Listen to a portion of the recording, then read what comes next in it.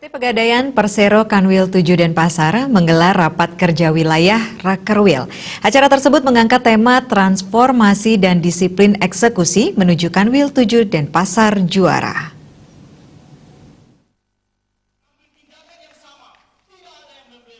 Rakerwil berlangsung dari 15 hingga 18 Januari 2019.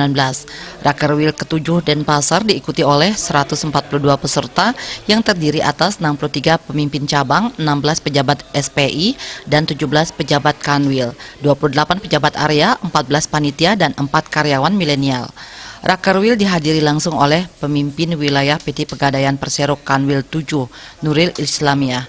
Target 2019 Kanwil Denpasar adalah dari sisi nasabah, target di tahun 2019 ditetapkan sebanyak 1,32 juta atau tumbuh 10,38% dari tahun 2018.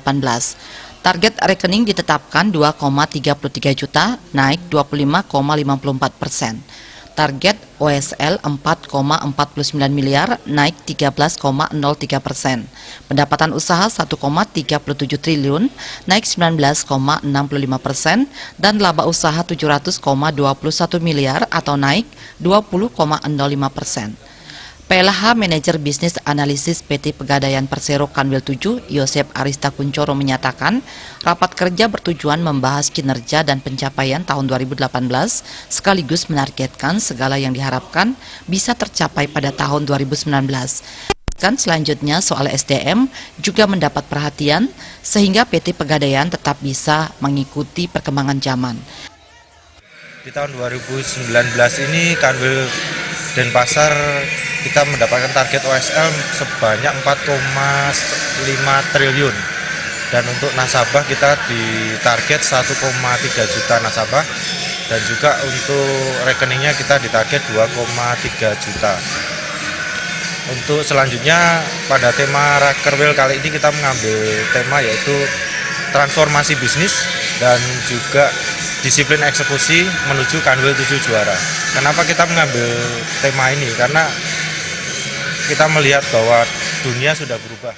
Sementara itu, Humas Kanwil 7 PT Pegadaian Persero Made Mariawan menyatakan, PT Pegadaian berusaha secara maksimal untuk mempermudah skala layanan dan tetap menyesuaikan dengan situasi, misalnya dari segi persyaratan. Kalau di Pegadaian ya kita maksimal untuk bisa mempermudah ya. Jadi sesuai dengan moto kita, mengatasi masalah tanpa masalah itu kita harus menyesuaikan. Mungkin dari sisi kecepatan, mungkin dari sisi syaratnya kita permudah. Pasti kita permudah. PT Pegadaian tidak hanya melayani masyarakat yang terdesak masalah keuangan, tetapi juga memberikan solusi keuangan melalui sejumlah produk dan menawarkan penyaluran kredit ultramikro yang sudah berlaku sejak tahun 2017. Desak Aryani, Bali TV.